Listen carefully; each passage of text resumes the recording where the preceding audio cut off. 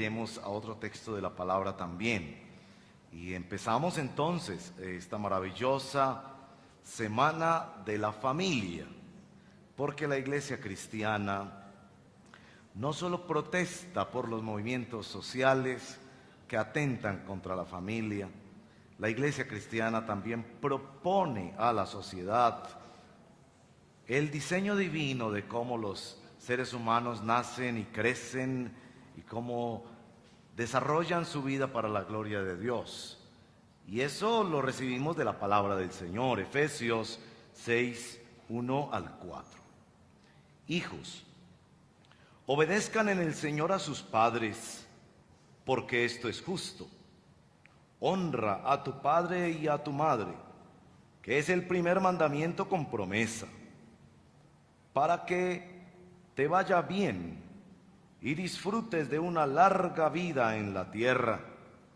Y ustedes, padres, no hagan enojar a sus hijos, sino críenlos según la disciplina e instrucción del Señor. Oremos. Padre, al pronunciar esta mañana la palabra familia, yo soy consciente de que estoy tocando un territorio sagrado, algo diseñado por ti, porque tú eres Padre de todas las familias de la tierra. Consciente también, Señor, de que cuando pronunciamos esa palabra, a nuestro corazón viene el dolor de las heridas que muchos recibimos en la familia y a través de la familia. Y también el dolor de una conciencia que nos señala nuestros pecados y nuestras culpas, porque hemos fallado como hijos, como padres. Por eso, Padre bendito, pedimos tu misericordia, que sea tu Espíritu Santo convenciéndonos de pecado, pero también convenciéndonos que está la justicia de nuestro Señor Jesucristo y el juicio que transforma nuestra conciencia, trayéndonos el poder de Dios mediante la obra perfecta de nuestro Salvador y el poder de Dios mediante la obra perfecta del Espíritu Santo que nos santifica. De tal manera que no vengamos solamente a darnos golpes de pecho, sino a levantarnos con la utopía del reino de Dios, de que la iglesia es familia de familias, para prepararnos así para esta semana maravillosa, donde estaremos viviendo, predicando, disfrutando, afirmando, enraizándonos en la palabra de Dios, para ser familia de familias en la iglesia. Te lo pedimos, Padre bendito, en el nombre poderoso de nuestro Señor Jesucristo. Amén. Hermanos y hermanas, hay muchos ataques a la familia en nuestro tiempo. El peor de ellos ocurrió el viernes pasado. En el Consejo de Medellín, la doctora Ligia Galvis, reconocida defensora e ideóloga de las minorías sexuales que buscan no solo derechos, sino controlar esta sociedad, dijo las siguientes palabras: la familia ya no es más la célula y el núcleo de la sociedad. Esto no empezó el viernes pasado, esto empezó hace 25 años, cuando la alcaldía de Medellín publicó un folleto. Yo lo recuerdo, y lo recuerdo con tristeza porque yo no me di cuenta de la gravedad de ese asunto en principio. Ese folleto hablaba de los tipos de familia, y si usted googlea, no googlee ahora, si usted googlea después, tipos de familia, se dará cuenta que hay listas de 6, de 8, de 16, de 24, hasta de 32 tipos de familia. Qué belleza, ¿no? Hay hasta 32 tipos de familia. Hay inclusive una familia que ya incluye la mascota como parte de la familia, como uno de los hijos de la casa. Miren que cuando leemos la palabra del Señor, hay solo un tipo de familia. Entonces usted me dirá, ¿qué hacemos con la familia monoparental, la familia reconstituida, etcétera? Y yo le diré, eso no son tipos de familia. Esas son familias que han sufrido diferentes realidades que les obligan a adaptarse a circunstancias como la mujer viuda, que tiene que cumplir roles de papá y de mamá y ejemplarmente sacar adelante una familia. Pero eso no es un tipo de familia, hay solo un tipo de familia, por Dios. Y la mayor evidencia que tengo para eso es que en cualquiera de esos, comillas, tipos de familia, esos padres no quieren ese tipo de familia para sus hijos. Las mujeres cabeza de familia que han tenido que enfrentar, muchas de ustedes, su hogar, ¿qué quieren para sus hijos? Pues que su hijo o su hija encuentre un cónyuge, se case y puedan estar juntos criando los niños. Es que hay un solo tipo de familia. Y el mejor ejemplo que puedo decirles, sonará polémico, yo sé, pero es el mejor ejemplo que tengo. Hay un solo tipo de ser humano. Hay seres humanos que les falta una mano, un pie o una función de su cuerpo y logran llegar a hacer proezas extraordinarias que nos dan ejemplo a todos. Pero nosotros no decimos que ese es otro tipo de ser humano. Y esa persona, aunque haya realizado proezas a pesar de sus limitaciones, jamás piensa que ese es el deber ser para la sociedad. Esa persona dice, no, yo tengo esta dificultad, me falta una mano, no puedo caminar, pero lo que deseo para la humanidad es que todos tengan las funciones con las cuales los creó Dios. Nuestro texto nos da argumento para eso. Nuestro texto es una definición de familia con la que introducimos esta semana de la familia. Esa definición de familia le dice a los hijos, deben obedecer a los padres por una razón natural. Eso es justo.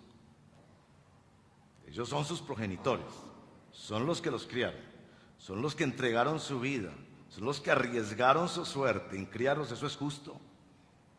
Pero también da una razón de orden teológico o espiritual. Honra a tu padre y a tu madre, que es el primer mandamiento, con promesa. ¿Para qué? Para que te vaya bien y disfrutes de una larga vida en la tierra. Así que no se trata solo de honrar a papá y mamá, sino de honrar a la familia como Dios la diseñó. Y ahí está, mis queridos hermanos y hermanas, el dolor de muchas personas. Porque hasta que usted no perdone a su papá y a su mamá, porque hasta que usted no honre la familia, así hayan sido los peores, hasta que usted no resuelva eso de la familia como el diseño de Dios, no va a poder cosechar esta promesa. Se los digo yo, con 30 años de experiencia pastoral, escuchando historia tras historia tras historia. Yo les doy el testimonio y muchos de ustedes lo saben muy bien por experiencia personal. Hijo e hija que a pesar de las dificultades y errores de sus padres, los perdona, los honra y los acepta. ¿Cómo se debe honrar la familia como el diseño de Dios? Hasta que no hagas eso, tu vida está trancada. Eso solamente para decirles la introducción. Porque hoy yo realmente quiero hablarles del verso 4. ¿Cuál es el peor enemigo de la familia? El peor enemigo de la familia no son esos ideólogos que ganan espacios públicos para hablar de política pública para la familia, como ocurrió el viernes pasado. Esos no son los peores enemigos de la familia. Ni el internet, ni las drogas, ni el bullying, ni las malas compañías. Escúchalo bien. El peor enemigo de la familia hoy es la torpeza de los padres.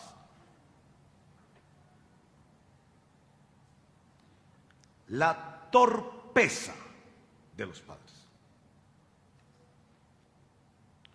que piensan que están modificando la conducta de un hijo con una forma de disciplina que lo que está produciendo en el hijo es rabia, ira y enojo. Que piensan que le están proveyendo a sus hijos de cosas maravillosas cuando no están haciendo otra cosa sino dándole ídolos para que su corazón se desvíe. Que piensan que están matándose para darles un mejor futuro cuando lo que están haciendo es destruyendo. El peor enemigo de la familia es la torpeza de los padres. ¿Y usted qué pensaba que era la internet? ¿Y el Facebook? ¿Ya? Lindo, ¿no? Échale la culpa a otros. ¿Y usted qué pensaba que era el bullying de los colegios? Y el verso 4 nos lo dice muy clarito. Y ustedes, padres, no hagan enojar a sus hijos. Esta es una sola palabra en el idioma original en que fue escrita la Biblia. La palabra es parorgizo. Es una palabra pues parorgizo. Crispar, exacerbar, irritar, exasperar. Entonces yo les voy a decir rápidamente, ¿cuál es ese enemigo? ¿Cómo opera ese enemigo? ¿Y cómo se puede evitar? Porque aunque yo sé que en primer término me dirijo a los padres, ustedes que son hijos, muy posiblemente serán padres. Y aquellos que no son padres son tíos. Y aquellos que ya terminaron de criar van a ser abuelos. Porque la familia siempre está integrada a través de todos sus miembros. Así que le va a interesar mucho sobre esto. ¿Cuál es ese enemigo? Padres que hacen airar, enojar, exasperar, exacerbar, irritar, crispar a sus hijos. Este asunto es muy importante porque San Pablo, inspirado por el Espíritu, está dándole valoración a la percepción del menor de edad y a sus sentimientos. Está haciendo que el menor de edad ocupe un lugar inicial de evaluación de la conducta de sus padres. Está diciéndonos que la violencia comienza en la familia. Allí donde hay un trato injusto, allí donde hay un trato discriminatorio, allí donde hay una palabra mala en la familia, se está sembrando una semilla que ese muchacho cuando crezca va a crecer con hambre de venganza.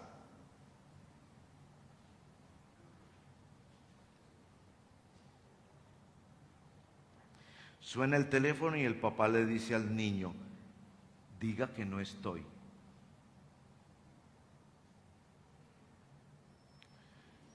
El niño se acerca al papá y él le dice, no tengo tiempo, cuando se queda hasta altas horas de la noche mirando la internet. El papá regaña al hijo y le dice, diga gracias, diga por favor, discúlpese, cuando son palabras que el hijo nunca ha escuchado que salgan de la boca de su papá o de su mamá. Hermanos y hermanas, el peor enemigo de la familia es la insensatez, la falta de coherencia, la injusticia que nosotros mismos, padres, vivimos en nuestra casa. ¿Cómo opera ese enemigo? Tengo 5 formas en las que opera. Tomen nota, pues son 5. Seguramente usted le va a poder añadir a esa lista. Primero, favoritismo. ¿Por qué tratan a mi hermanito así y a mí me tratan diferente? Ese favoritismo tan antioqueño de que es que mi hermanita es la ñaña de mi papá. ¿Usted sabe qué hace al corazón de un niño eso? ¿Usted sabe qué hace al corazón de un niño eso? Ira. Y lo que nos está diciendo aquí San Pablo es que hay sentimientos que no debería vivir un niño.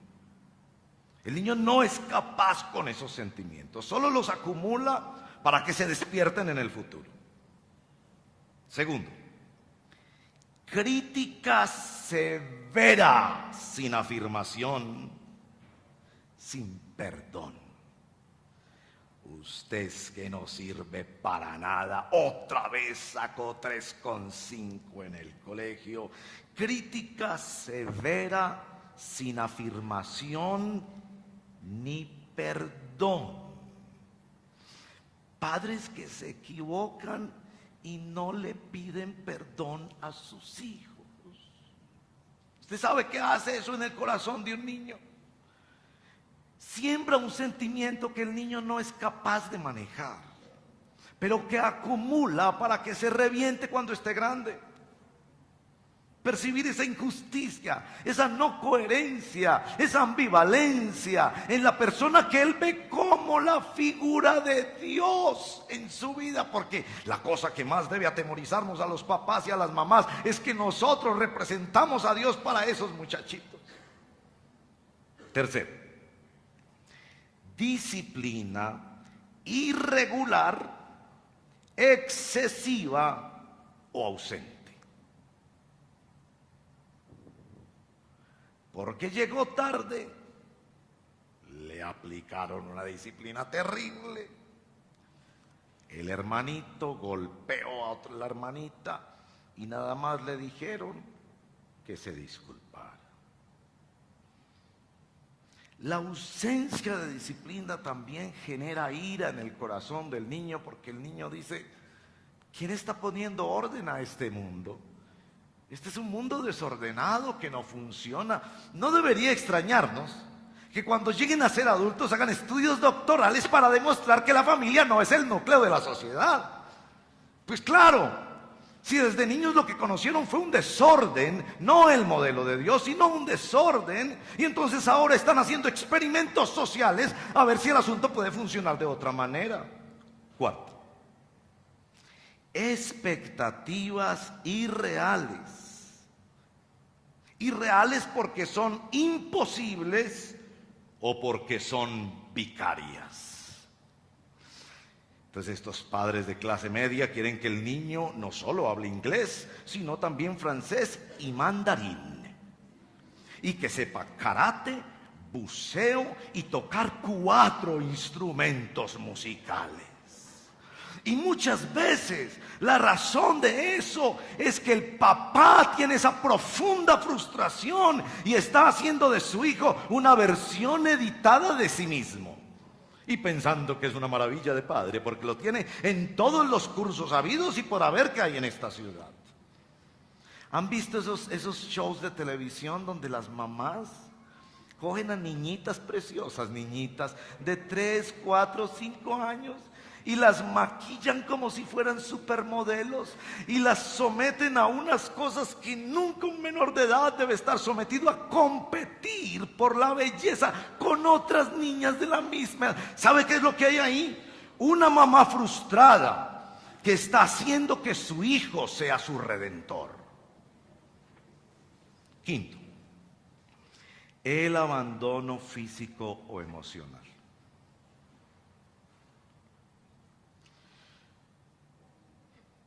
Un niño sabe rápido en la vida que él fue creado por Dios a través de un papá y una mamá. Va empezando a saber y cada vez eso lo saben más temprano. Pero uno de ellos no aparece. O llama cada 2 meses por allá a saludar. O se desviven promesas que nunca cumple. O quizás sí está ahí todos los días. Pero nunca juega con él, nunca está con él, nunca le habla a él, sino que le ha delegado todo a la mamá. Así opera ese enemigo. El enemigo aquí lo llama la palabra de Dios parorguizo. sembrar en el corazón del menor ira, enojo, irritación, a consecuencia de la incoherencia o la injusticia o insensatez de los padres. Bueno, la palabra de Dios no solo es un espejo que nos señala nuestra maldad, no. La palabra de Dios siempre trae la gracia de Dios para ayudarnos, y nuestro texto bíblico, Efesios 6:4. Ustedes, padres, no hagan enojar a sus hijos, sino críenlos en disciplina e instrucción del Señor. La palabra críenlos es la misma que aparece en el capítulo 5, verso 29. No es una palabra muy frecuente en las Escrituras y se refiere a nutrir. Aquí se dice para el cuerpo. Todos cuidamos y nutrimos nuestro cuerpo, cómo lo alimentamos, cómo lo ayudamos, cómo lo acompañamos, cómo lo sostenemos. Entonces nos está diciendo que los padres de familia, Dios tenga misericordia de nosotros, somos responsables por nutrir, no solo física o alimentariamente a nuestros hijos, sino emocionalmente, espiritualmente, socialmente, nutrir. Y dice allí que hay dos herramientas fundamentales de esa nutrición. La primera es la disciplina, nos dice allí. La disciplina. La palabra es la palabra para pedagogía, paideia, preciosa palabra, entrenamiento. Y se refiere especialmente, escuche bien esta palabra, hábitos saludables de vida. ¿Hay en tu hogar hábitos saludables de vida? Qué lindo sería el hábito de desconectar el Wi-Fi de 8 en adelante cada noche. Sería un lindo hábito. Son más fáciles de instaurar los hábitos cuando los pequeños son menores, muy chiquiticos. Cuando van creciendo se hace un poco más difícil. En nuestro hogar tuvimos el hábito de nunca permitir que hubiera televisión en los cuartos. En nuestra casa nunca hubo televisión en los cuartos. Si querían ver televisión, tenían que salir del cuarto e integrarse a la familia y discutir democráticamente qué programa se iba a ver. Esa es una forma de educación, hábitos. La disciplina se refiere a hábitos en el manejo del tiempo, de la comunicación, de las relaciones, de que se saluda. Eso es fundamental. Y aquí nos están diciendo, padres, ojo con eso. Hay unos hábitos saludables que tenemos que instalar en nuestra familia. La siguiente palabra, instrucción, que se usa 2 veces más en el Nuevo Testamento para describir el asunto del ejemplo y en un caso particular de la advertencia. Y nos dice que esta disciplina y que esta instrucción es en el Señor, que esta disciplina e instrucción debe ser en el Señor. ¿Qué quiere decir esto de en el Señor o de el Señor? ¿En qué sentido la familia cristiana debe reflejar la presencia de el Señor? Yo quiero compartirles rápidamente un ejemplo maravilloso de las Escrituras en torno a eso. Y es el ejemplo de Josué. Vengan por favor conmigo a Josué capítulo 24. Me ha bendecido mucho el Señor, entendiendo cómo es un hogar de gracia, cómo es un hogar que no incita al enojo acumulado en un niño que revienta cuando es adulto, sino que es un hogar donde están los hábitos y donde está la instrucción del Señor. Les estoy llevando a otra parte de la historia de Israel. Yo sé, y dejaré la lectura más detenida de ese capítulo para ustedes. Voy a referirme solamente a unos versos. En los primeros versos del capítulo 24, Josué ha descrito la historia de Dios con su pueblo, que es una historia de redención. Y como primera cosa veía es que nuestros hijos y nuestros nietos deben conocer la historia de redención. La historia de redención de la historia de redención y la historia de redención en nuestra historia personal de redención.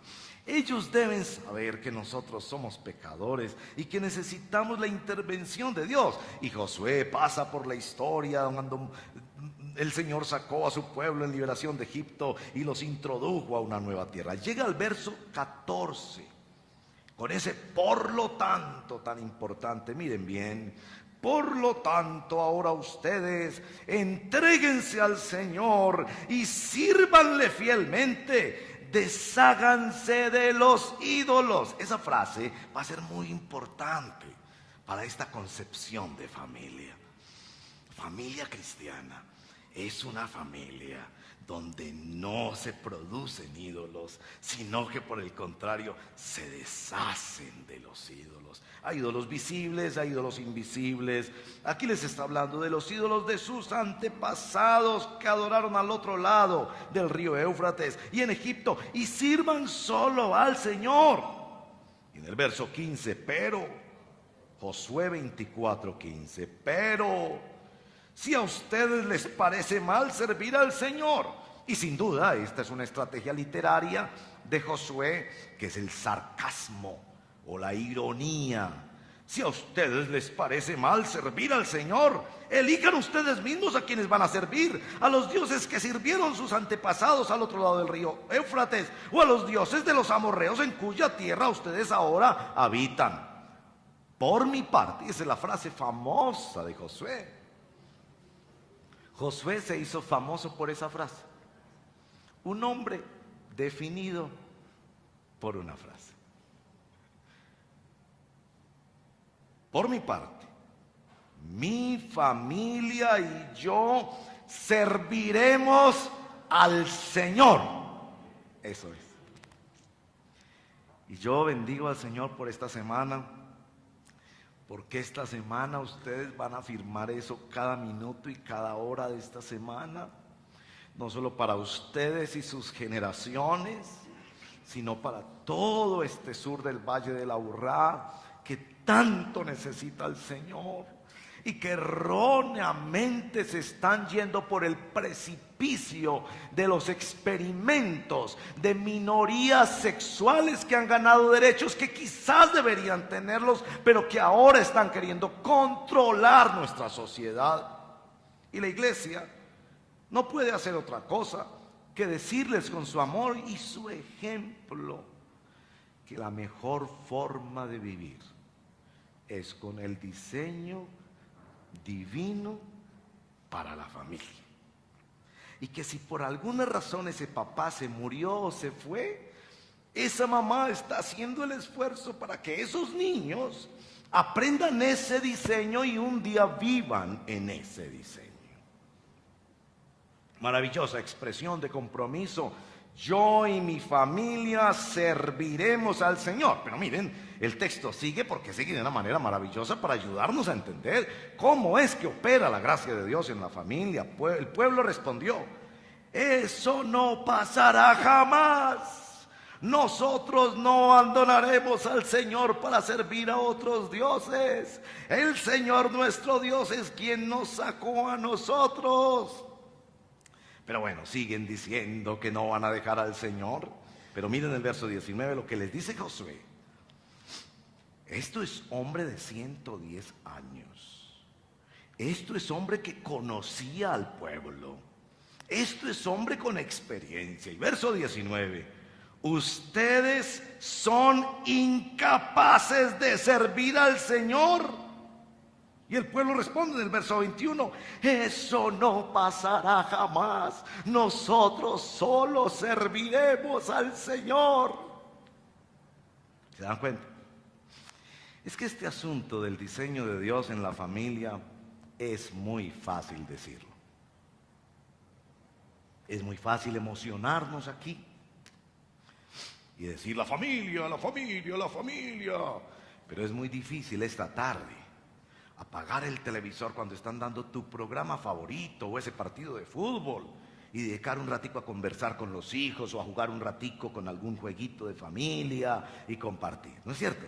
Es muy fácil emocionarnos aquí y declarar el diseño de Dios y protestar contra los que atacan el diseño de Dios. Pero Josué sabía que estaba enfrentándose hacia la tendencia pecaminosa que nosotros tenemos. Esa incoherencia, esa insensatez, esa tosudez nuestra para cambiar. Entonces, verso 22, Josué les dice: ustedes son testigos contra ustedes mismos, que han decidido servir al Señor. Y el pueblo otra vez responde: sí, sí lo somos. Y Josué replicó entonces: desháganse de los dioses ajenos que todavía conservan, y vuélvanse de todo corazón al Señor Dios de Israel. Y el pueblo respondió otra vez: solo al Señor nuestro Dios serviremos y solo a Él obedeceremos. Pero Josué es un hombre viejo que sabe que es muy fácil en un culto cristiano levantar las manos, consagrar la familia y declarar: yo y mi casa serviremos al Señor. Pero que a la hora del té, a la hora de la acción, nuestra voluntad es de mantequilla. Así que el verso 25 es fundamental para entender esta dinámica espiritual de la familia. Aquel mismo día Josué renovó el pacto con el pueblo de Israel. El pacto. La vinculación con Dios. Porque la familia cristiana no se construye con los buenos deseos que tenemos los padres para nuestros hijos, con las frases hermosas que les decimos y que les echamos cantaleta, sino con el pacto. El pacto. La relación que Dios ha establecido verticalmente con nosotros en la persona de nuestro amado Salvador Cristo Jesús. Y entonces, como Josué sabe que van a tener problemas con la memoria, dice verso 26, los registró en el libro de la ley de Dios. Luego tomó una enorme piedra y la colocó bajo la encina que está cerca del santuario del Señor. Interesantes. Ellos irían a adorar al santuario, que en ese momento era aquel que les acompañó en el desierto, y verían la piedra, una piedra gigante, que les recordaría que ellos habían entrado en un pacto con el Señor. Y hermanos y hermanas, el pacto con el Señor. Que Dios, Padre de familia, te perdona mediante la obra perfecta del Señor Jesucristo. Que nosotros no podíamos cumplir ese pacto, pero que Él lo cumplió por nosotros. Que hay perdón para ti, padre de familia. Miren, yo creo que muchas de nuestras enfermedades en la tercera edad, porque a mí ya me cuentan en la tercera edad, 2 veces ya me ha pasado en el metro, que voy entrando yo al metro y una señora se para a darme el puesto a mí.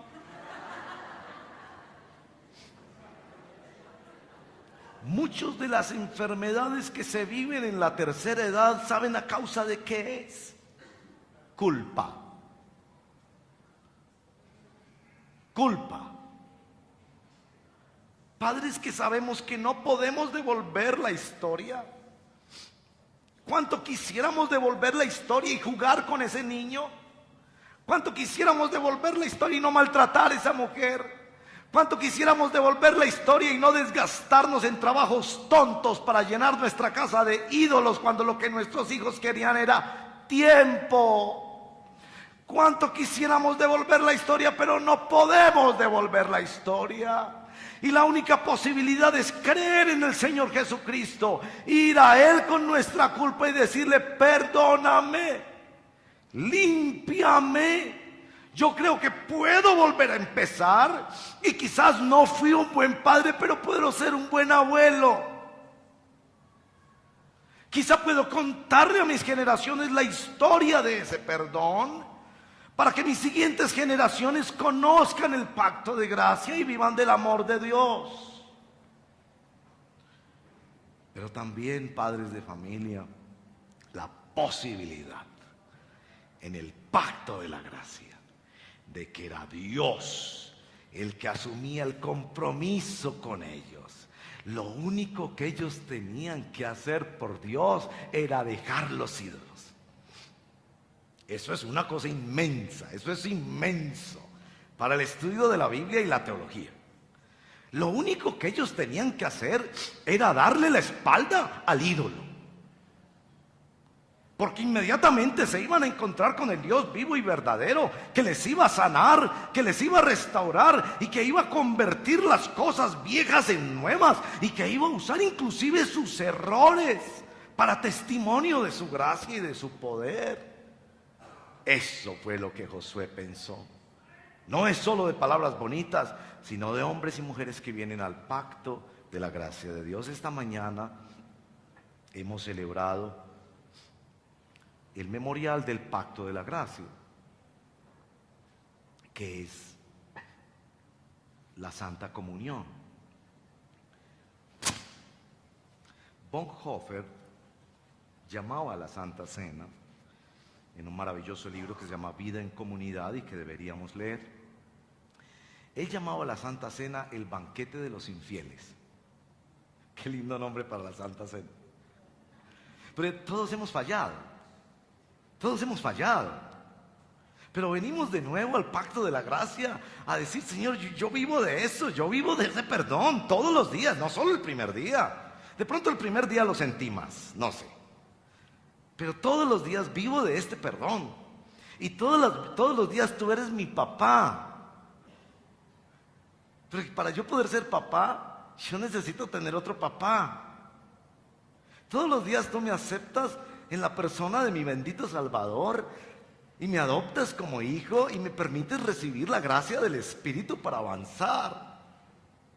Así que podemos empezar esta semana de la familia con una clara convicción del riesgo y de las amenazas que hay para la familia del día de hoy, entendiendo que nosotros mismos hacemos parte del problema. Pero podemos venir a Él en la persona de nuestro bendito Salvador y entender que la iglesia es familia de Dios, compuesta de familias donde se vive la fe, el perdón y la restauración todos los días. Entonces vamos a terminar orando al Señor y entregando esta familia al Señor. Usted tiene hijos, usted tiene padres, usted tiene nietos o bisnietos y usted dice: Señor, yo quiero traer a esta familia al pacto de la gracia. Yo quiero, como Josué, decir: yo y mi casa, sabiendo que tenemos mala memoria, que tenemos incoherencias, pero viniendo de nuevo a nuestro Señor Jesucristo para salvación y santidad. Cierre sus ojos y oremos al Señor. Bendito seas, Señor. Perdona, Señor, nuestras vidas, porque venimos a ti en el Evangelio a reconocer nuestras incoherencias en casa. Ten misericordia, Señor. Incoherencias como hijos, incoherencias como hermanos, incoherencias como padres. Ten misericordia de nosotros. Ten misericordia. Venimos al Señor Jesucristo, único mediador, único que puede ofrecernos la gracia del perdón y único que puede darnos la gracia del Espíritu Santo, para no vivir amarrados a un pasado que no podemos resolver, pero que tú lo puedes perdonar. Y enfrentando un futuro incierto, lleno de desafíos, pero conscientes que tu papá eres el Padre perfecto, Padre de todas las familias de la tierra, porque tú has bendecido con este diseño precioso y maravilloso a toda la creación. Porque nos hiciste nacer de un hombre y una mujer para comunicar. Desde allí, que tú anhelas que los niños crezcan en un hogar así, y que cuando hubieran accidentes o dificultades o impedimentos o vacíos, tú buscarías la forma de bendecir y de traer gracia sobre estos hogares. Bendecimos esta semana de manera especial. Bendecimos las diferentes actividades, el conferencista invitado especialmente. Bendecimos el impacto del próximo domingo, Padre, que sean multitudes que lleguen allí, entendiendo la necesidad de que sus familias vengan a recibir la bendición tuya, Señor. Que nuestros hijos sepan que no hay nada más importante que buscarte a ti, que no es más importante ni un celular, ni un colegio, ni un vestido, ni una salud, sino buscarte a ti. Que esta declaración sea central para cada familia de esta congregación. Por mi parte, mi familia y yo serviremos al Señor. Que eso esté escrito en los corazones y en las paredes y en los vehículos y en las oficinas, y que lo recordemos todos los días. Que tú nos has permitido esta gracia de predicar el amor de Dios a Colombia a través de nuestros hijos y nuestras generaciones.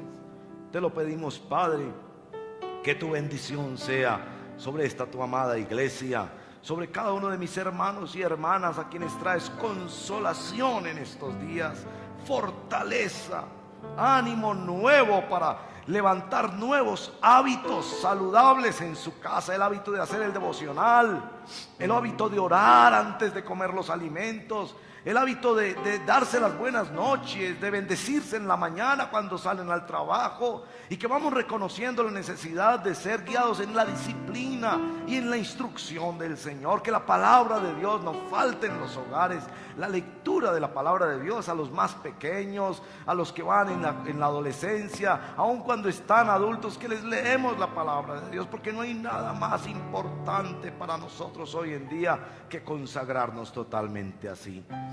En el nombre de Jesús te lo pedimos, Señor.